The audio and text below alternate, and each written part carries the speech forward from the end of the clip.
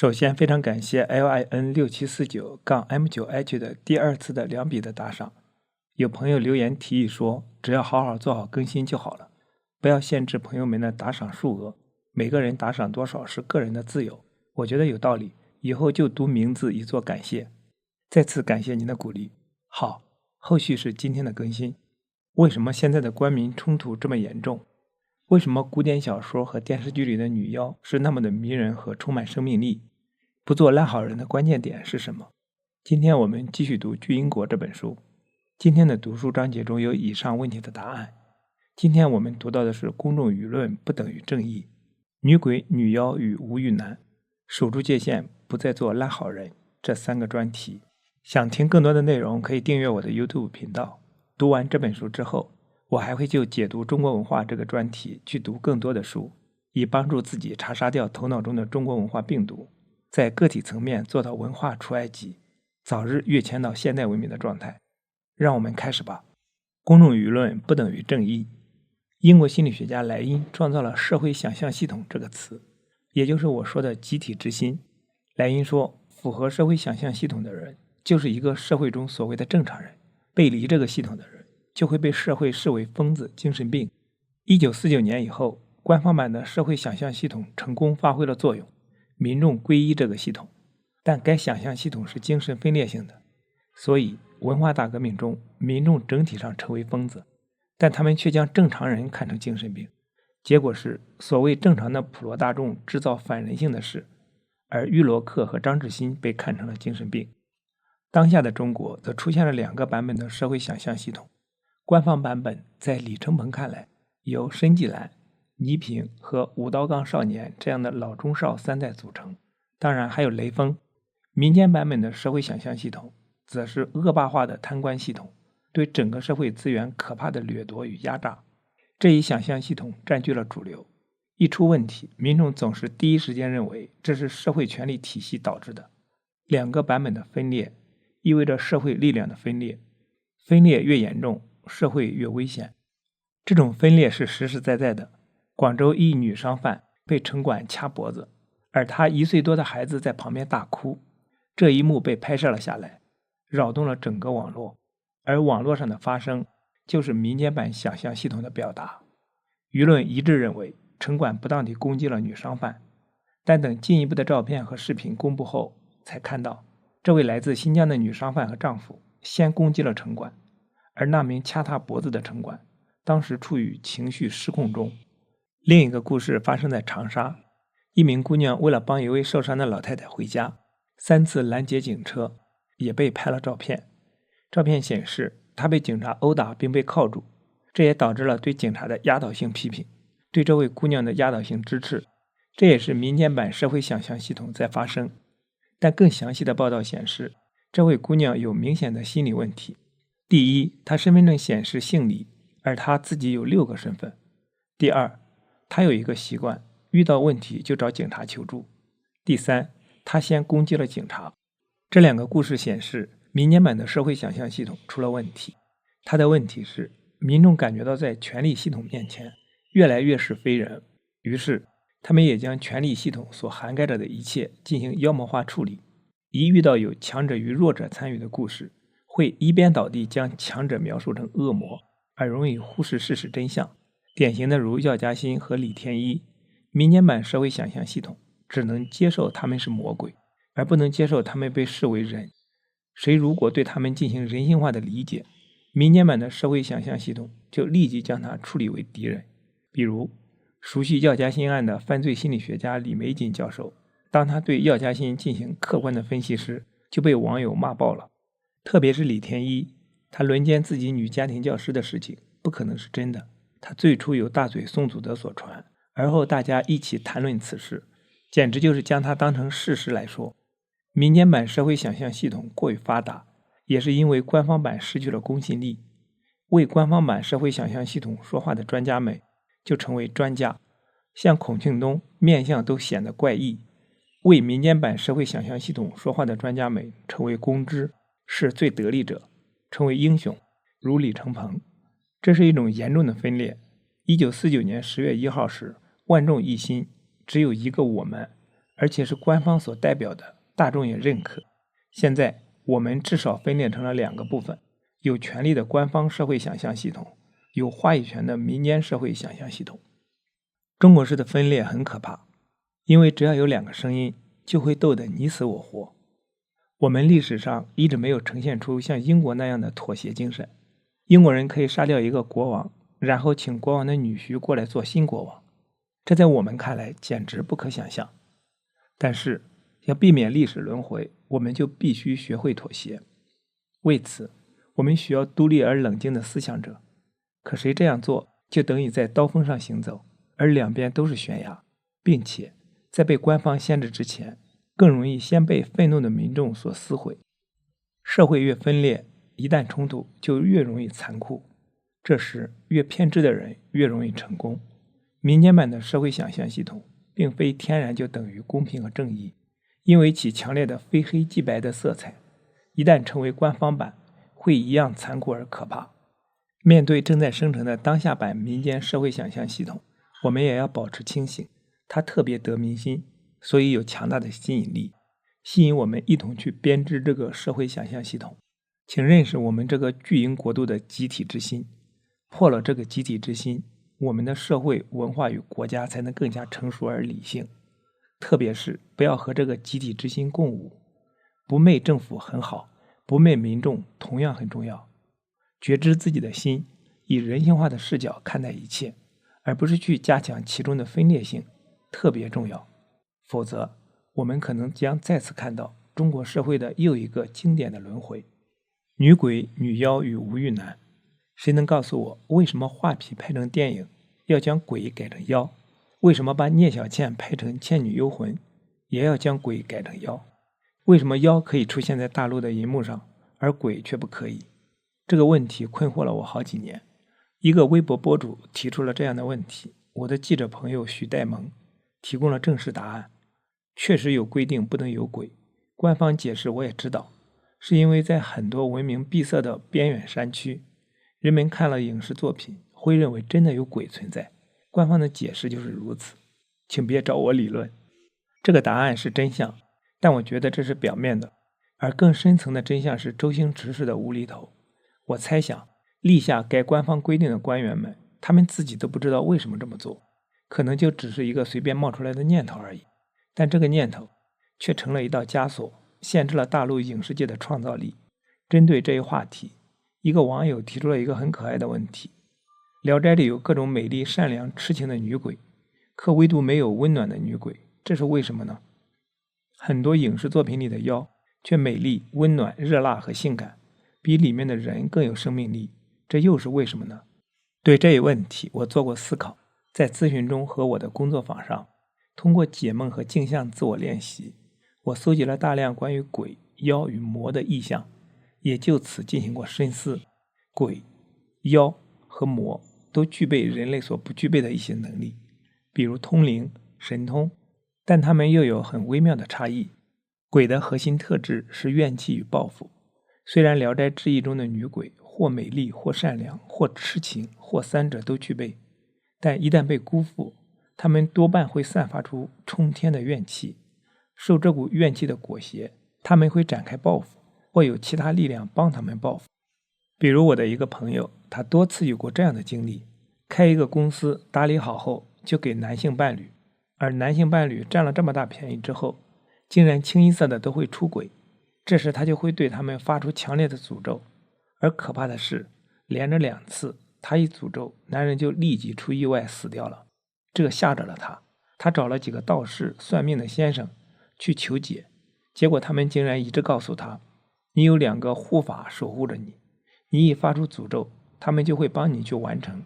这个说法真吓着了他。从此以后，虽然他还会玩开一个公司送男人的游戏，而男人也仍然会辜负他，但他不得不拼命克制着自己的怨气，生怕再造杀业。你看，这简直就是现代版的聊斋。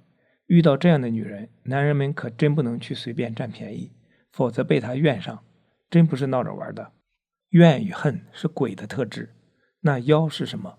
妖的特质是为所欲为，女妖的特质则是为爱恨情仇可以不惜一切，捅破天都不怕。比如《白蛇传》里的白娘子，本来具备传统中国女人的一切优点，温良恭俭让，但被法海说是妖，然后爱情被阻拦，而这时她就不惜水漫金山，显示出了妖性。玩怨恨的是女鬼，为了爱恨情仇捅破天的是女妖。为什么会这样？如果说这是中国女性的经典形象，那么中国男人的经典形象又是什么？在小说和神话中，中国男人的经典形象是柔弱书生与和尚。和尚有时也柔弱，如唐僧；有时则是圣僧，具备非凡的本领。在我的理解里，男人构成了中国社会的权力体系，而体系的设计是想灭欲，所以男人面目不清，失去了活力。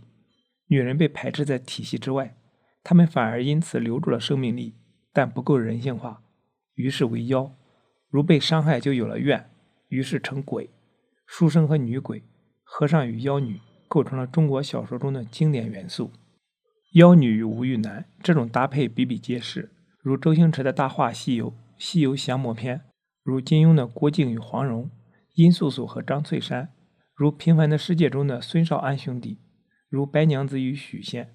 男人被绝对禁止性的权力体系压制的不能动弹，于是很被动，而女人倒可以主动。平凡的世界是意淫，穷小子得到权贵女儿的青睐，但又没实现，由此显示孙家兄弟清白，显示作者心中也觉得这样有点不好意思。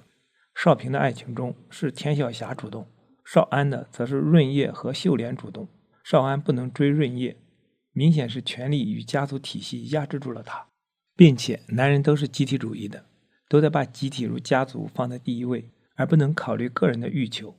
他们要做圣人，他们的欲求要通过女人来表达。孙少安的欲求就是通过老婆秀莲说出来的，比如分家，比如自己多吃而不是先给奶奶和妹妹。这样看来，无欲的圣人男找妖女有双重好处，妖女可以提出欲望，因此关系中的坏也是妖女的，而男人可以继续做好人。可以说正常男人都被权力体系收编了，他的思维但是集体主义的，首先要将集体利益放在第一位，至少言语上但是这样。相反，女人多是散落在权力体系之外的，特别是在没有成家前，她是非常不安全的，必须将自己的欲求放在重要位置。而在中国集体主义文化之下，欲望总是和全能自恋联系在一起，这样的女人就是妖。守住界限，不再做烂好人。在人际关系中，亲密很重要，界限同等重要。但界限是中国式人际关系的一个难点。中国家庭中太多的吞没，太强调做好人，也太强调晚辈的听话。结果，那些太听话、太懂事、太为别人着想，而不能主动划出界限的人，就会有特殊的划分界限的方法：不听、不看、不说。用不说的方式去无意识地设立界限还好，因为久而久之，它导致的结果只是言语功能的退化，而不听的结果发展久了，则真的可能会导致耳聋；不看则可能会导致眼花乃至眼盲。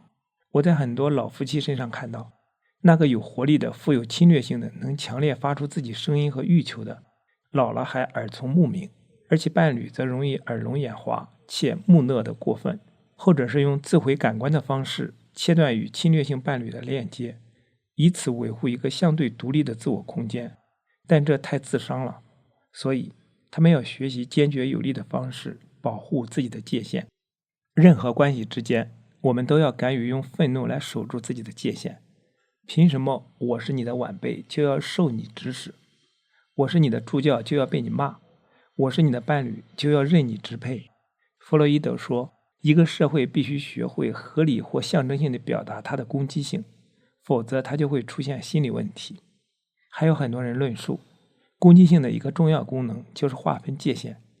在思考这一系列问题时，最后有了这样一句话：心理健康是需要付出代价的，而一个常见的代价是，我不再是众人口碑中的好人。对控制者说不，找到你的节奏。不管全世界怎么说，我都认为自己的感受才是正确的。无论别人怎么看，我绝不打乱自己的节奏。喜欢的事情自然可以坚持，不喜欢的怎么也长久不了。日本小说家村上春树这样说。看到这段话时，我很有感触。一个人如果太考虑别人，就会失去自己的节奏。但身体总要做一些努力，去找回自己失去的韵律与节奏。很多拖延症中藏着这一渴求，但无数人失去了自己的节奏，原因是身边有一个控制者，将他的意志强加给你，处处干涉你，而你的节奏一再被打乱。几位来访者都对我说过一句类似的话：人生最大的噩梦是，你身边有一个人，无论你做什么，他都要纠正你一下，并且你必须按照他的来，否则不罢休。一件小事的纠缠都能发展到你死我活的地步。之所以使用女字旁的他，是因为控制者常常见于母亲或者妻子，当然父亲也有，而且也不在少数。一个经典的例子是，我的一个朋友，他回家喝了口水，把水杯放在桌子的一侧，结果他父亲冲过来说：你怎么能把水杯放在这儿？应该把水杯放在那儿。然后父亲就将水杯放到桌子的另一侧。我这个朋友的感觉是，如果他一开始就将水杯放到桌子的另一侧，也就是父亲放杯子的地方，父亲还会说同样的话，并将杯子放到他的一开始放的那一侧。这样的事情在他生命中发生无数次，他深切地知道，关键不是怎么做合理，而是他做什么父亲都要过来纠正一下，仅此而已。如果控制者是母亲，这在中国最常见，那会引出很多问题，如拖延症。在这里我必须声明一下，不是所有的拖延症都要归于到这个原因上。如果有一个什么事情都要纠正一下的妈妈，你就很容易有拖延症。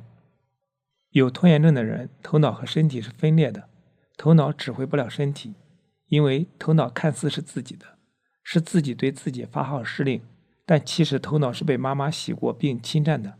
头脑是妈妈的意志，而身体才是自己的意志。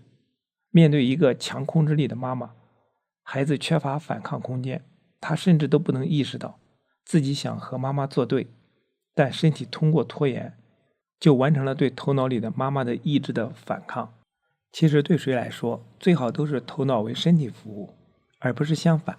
如头脑被别人的意志侵占，那身体会发展出各种方式，隐蔽地表达自己的意志。一次分享课上，一位男学员做分享时，我突然有了幻觉般觉得他的手臂与身躯如变色龙般缓缓移动，好像是分解成了无数个慢动作，但又把它们连接到了一起，看起来貌似是连接成了持续的动作，但其本质是切割成了无数个裂开的微动作。我和他沟通，他也想到了变色龙。对此，我的理解是，他的身体在动时，妈妈的意志和他自己的意志同时发出了指令，而且方向相反，并且这两种意志同时稳定的存在。结果，这两股力量持之以恒的纠缠，导致了他变色龙般的肢体动作风格。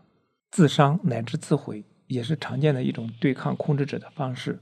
比如，父母屡屡干涉孩子的学业，强力入侵孩子，那孩子就会产生这样的矛盾：如果他还能学习好，就证明了父母的入侵是对的。所以他们会通过无论如何努力都不能学好的潜意识的自伤的方式表达对抗。只是可惜，他们这样做也伤害了自己。一位来访者说，小时候涉及到他的事情，妈妈总是对的，妈妈的道理总是一套一套的，他说不过妈妈。这样可以看出，他其实已经陷入了一个迷局中。他要做什么，还要和妈妈辩论，必须证明并说服妈妈自己有正当的理由才可以。这种迷局也会体现到他生活的各种角落。但其实我们要做什么的最强有力的理由是，我想这么做，我想这么做，我不想那么做，这就是我的意志，我的选择，我不需要你的批准，更不需要向你证明我是对的。当然，如果自己的选择会在事实层面上波及到对方，甚至伤害到对方，那就很不同了。但如果不是这样，而只是对方有情绪，他感觉到自己受伤了，那么这份受伤的情绪要由对方自己负责，而不该由我负责。控制者会让被控制者给出充分的理由，但控制者去干涉被控制者时，理由常常是很荒谬的。很多网友提供了例子。第一个，我妈妈就是这样，顺其自然的事情，她也一定要在我做之前的前一秒说出口来指挥我。比如出门前我准备换鞋，她会先我一步说把鞋穿上，东西掉了，她会先我一步说捡起来，很崩溃。第二个例子，我婆婆就是这个问题，她竟然教我如何放置加衣服的夹子，我也是很无语。我想怎么放就怎么放，为何连这种事情也要干涉我？另外，她还喜欢说，看吧，我早就说了，你们这种事情肯定做不来，你们就是不肯听我的。以上是从被控制的角度来看，这种什么事情都要纠正别人一下的做法就很荒诞。但从控制者的角度来看，那又会是什么样的情况呢？也有作为控制者的网友讲了他们内在的历程。第一，昨天晚上煲银耳汤，我忘记加水，直接炖上了，还好是电压力锅，没有烧焦。但是发现的一刹那，我感觉自己要崩溃了，而且老公过来说了一句你真牛，我简直悲愤交加，有一种完全失控的感觉，我觉得自己犯了很大的错误。第二个例子，多年前我去菜市场买桃子，回家打开一看，惊呆了，明明自己挑选的新鲜的大桃子，可是一眼看过去，里面全是烂的黑乎乎的流着水的破桃子，被调包了。我第一反应是吓到了，哭了起来，觉得世界完全都变黑暗了。男朋友却觉得没必要反应那么大，这也是世界崩塌的感觉吧。第三个例子，我家每次出现水管漏水、马桶堵塞、灯泡坏掉等问题时，我都会有一种很深的崩溃感。现在明白了，这就是控制欲，失控就是灭亡。这三个例子能看到一些共同点，任何失控，不管事情大小，他们都会感觉到崩溃，并且崩溃有两个层面，外界似乎崩溃了，自己的内心也崩溃了。此外，他们还会有严重的自我攻击。外界崩溃是内在崩溃投射出去的结果，内在崩溃用自体心理学的话来说，即自我瓦解的体验，这是最可怕的体验之一。所以可以看到，任何失控都像是地震一般，所以控制者会尽一切可能让事情尽快恢复控制，而所谓控制，也就是事情和他们想象的是一样的，这不可避免的会导致他们对别人的控制。这是怎么回事？可以这样理解，控制者的内心其实是停留在婴儿早期的发展水平上。如果没有妈妈，婴儿什么事都做不了，任何挑战对他们来说都是失控。所以婴儿身边必须有一个抚养者，最好是妈妈。当婴儿有需要时，妈妈可以满足他；当婴儿感觉要崩溃时，有妈妈的怀抱围绕着他。有了这样充分体验的积累，婴儿就会真切体验到事情基本在控制当中，即便有了失控，他也不会跌落到虚空中，相反，会跌落到妈妈的怀抱里。但如果身边没有妈妈或者没有任何的抚养者，婴儿的失控就意味着彻底的无助与破碎。于是当外界崩溃时，他们的自我也有瓦解感，我什么都对付不了，我太差了，我该去死。对婴儿来讲，这种感觉是真实的，但对于成年人来说，这主要是一种感觉，而不再是真实了。大多数失控，正常的成年人都可以基本应付，不会处于彻底的无助之中。化解问题有很多种可能性，不过这样说起来容易，但真正从自我瓦解发展到一个可以基本包得住自己负面情绪的自我是很不容易的。但无论如何，对于作为控制者的成年人，我们知道问题就出在这里，不能再将感觉等同于事实，特别是不再因为失控而激烈地自我攻击，这也很难避免。但一旦发现自我攻击，就要让自己停下来，不再加深它。而在关系中，控制者就需要尊重界限，知道我是我，你是你，我无权干涉你的世界。当我控制不住地入侵你之后，我知道这样做是我的事，而不是你就应该被我入侵。总之，控制者需要知道，尽管自己的感受如此真切，但它并非事实，要通过观察对它保持一定的距离，有时能深入其中，有时要跳出来观察它。观察者的位置可以让我们恢复理性，如果是被控制者，一样要有很多的事情要去做。第一，觉知自己头脑与身体的分裂，知道很多时候头脑发出的声音并非是自己的，而是控制者在说话。第二，告诉自己要做什么事，常常有一个理由就足够了。我想这么做，我不需要说服别人，不需要别人批准。第三，在小事情上，如吃喝拉撒睡，开始和控制者对峙后，最好是找一个点，持续地和控制者沟通、交流、对峙，一次次向对方说我是我，我有我的想法和选择。第四，对峙时采取这样的态度，不含敌意的坚决。我很坚决地守住我的立场，但我没有敌意。